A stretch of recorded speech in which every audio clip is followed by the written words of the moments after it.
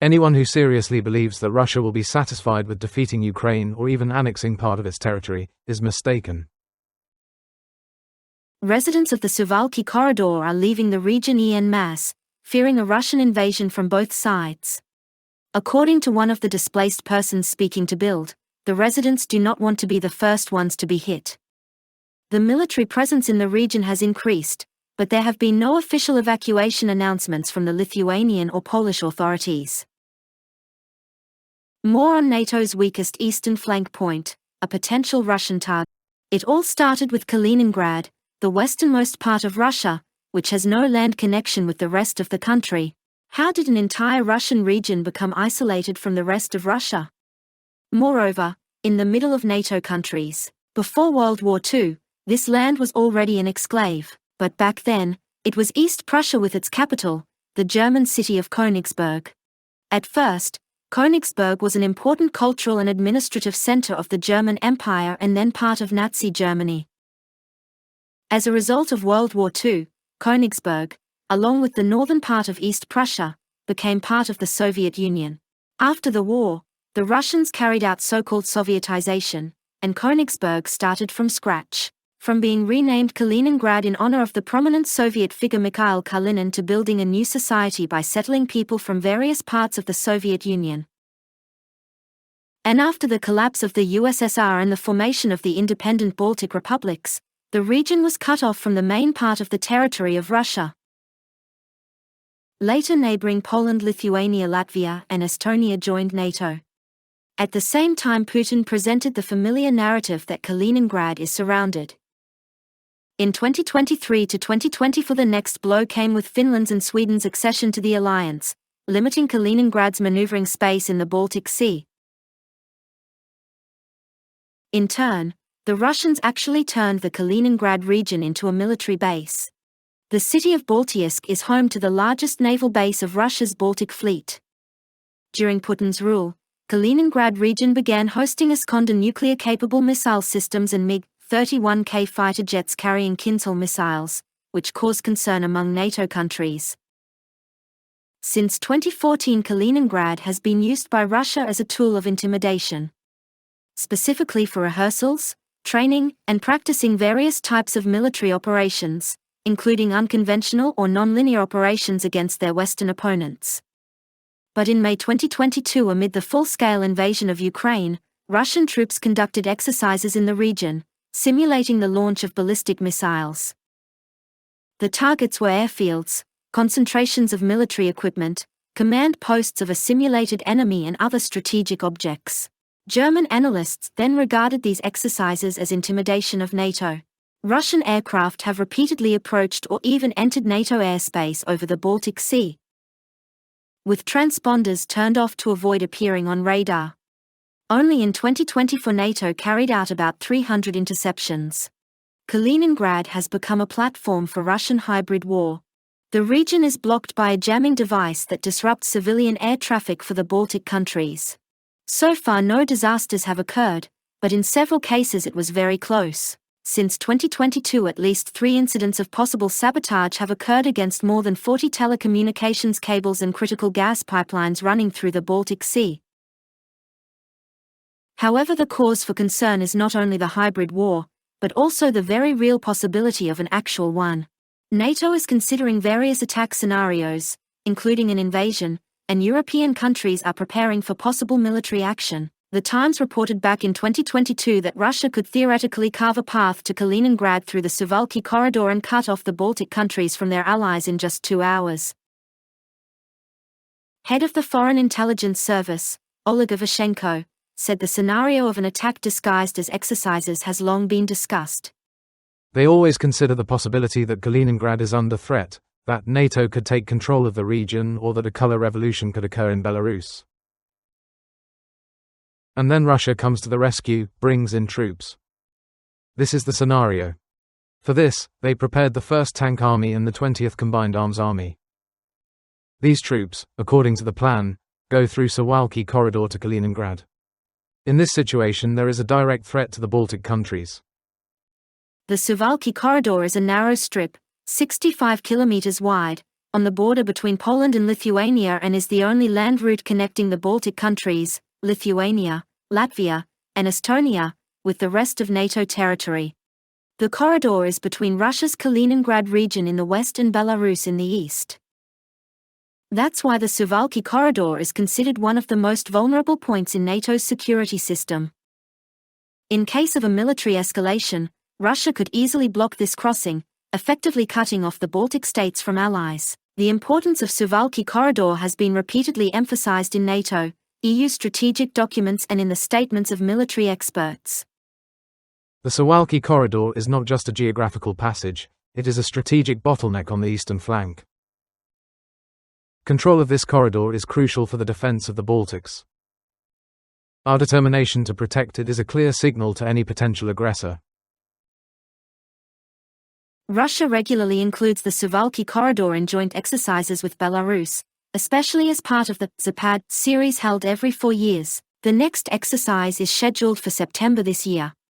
They simulate actions in the border area with Poland and Lithuania, including scenarios of capturing or blocking the corridor.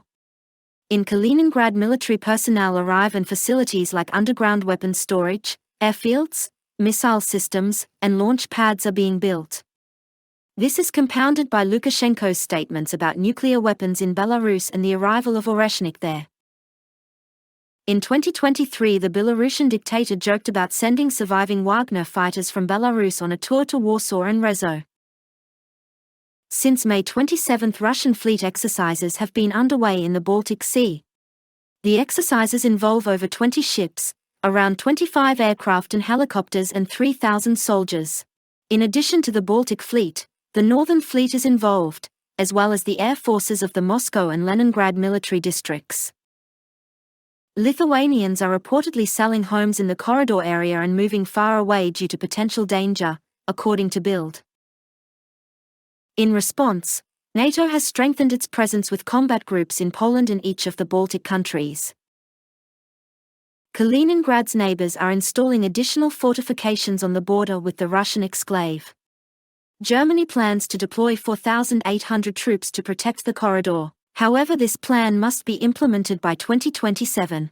Currently, it's not the case. There is only a single German combat group, up to the size of a battalion. Lithuania wants to mine the borders with Belarus and Kaliningrad. Also, neighboring Poland, Estonia and Latvia announced their intention to withdraw from the Ottawa Convention, which bans anti-personnel mines.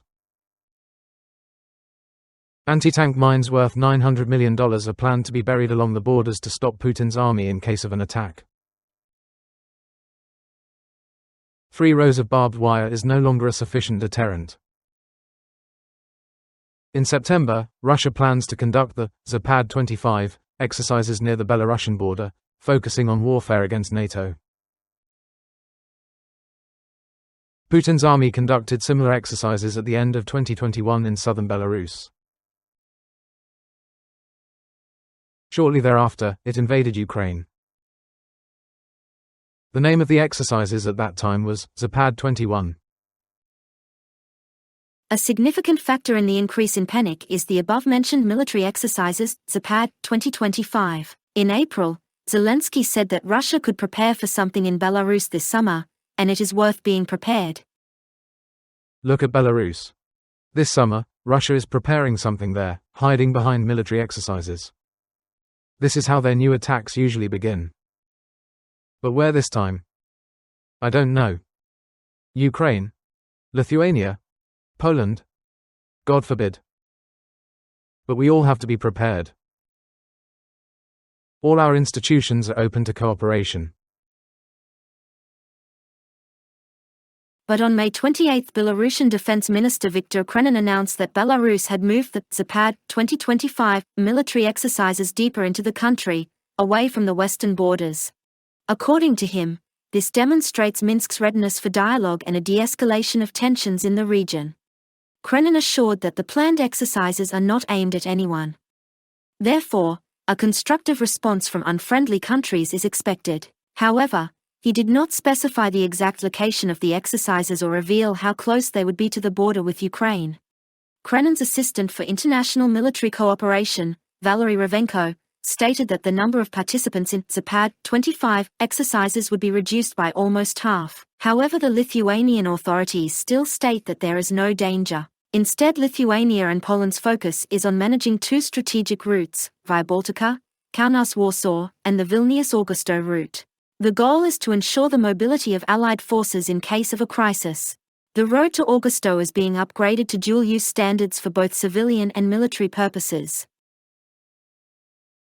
These roads are crucial for us in terms of security and defense. They have always been part of our civil military planning as key ground routes to support allies during the crisis. Additionally, Lithuania is involved in the Rail Baltica project, a high-speed rail connection with Poland that will enhance military logistics and allow for civilian evacuations in case of a threat. Security measures are also planned for the Suwałki Corridor, the installation of checkpoints, concrete barriers, and countering GPS jamming from Russia. In total, it is planned to reconstruct 113 kilometers of roads and 8 bridges. According to forecasts from Lithuania's Ministry of Transport, the work will be completed by 2028, although the Ministry of Defense acknowledges that the project may be delayed due to its multinational nature. With multinational projects, things can take longer. But we hope that the geopolitical situation, our interests and Poland's capabilities will allow us to meet these deadlines. While Lithuania is actively building a defense network in the corridor, and Poland is not, NATO is being backed by the Lithuanian and Polish armies. While these are powerful forces, due to the lack of real combat experience, they are unlikely to pose a threat to the Russians, especially if the Russians are divided during the first hours of the assault. Will Russia, bogged down in a full-scale war with Ukraine, have enough resources for another conflict? Especially with NATO. Lithuanian military analysts believe that such a scenario is unrealistic. Russia does not have the capacity to start a war against NATO in the near future. There are no necessary units deployed in these areas, meaning at the border. Most of them are in Ukraine. Putin may want to march towards London and Alaska, but considering what has already been said, he can't do that. Therefore, he resorts to blackmailing the West with nuclear weapons, rattling him, engaging in provocations and psychological warfare. Former head of Lithuania's military intelligence, Colonel Gintaras Bagdonas, assures that everything is under control, the Russians are being monitored, and preparations for an invasion won't go unnoticed. But there is a whole chasm, or rather, a corridor, between noticing and doing.